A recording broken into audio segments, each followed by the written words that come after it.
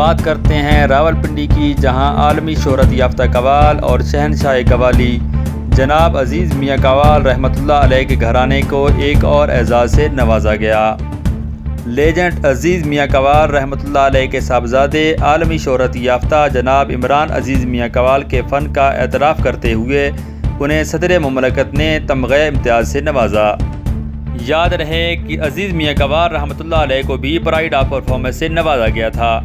عمران عزیز میاں قوال دور حاضر کی وہ شخصیت ہیں جنہوں نے مشرقی اور مغربی موسیقی کا امتزاج ایک شاہکار کے طور پہ دنیا کے سامنے لایا، اور عزیز میاں قوال رحمۃ اللہ علیہ کی روایت کو برقرار رکھتے ہوئے اپنی ایک منفرد پہچان بنائی اور ناممکن کو ممکن کر دکھایا۔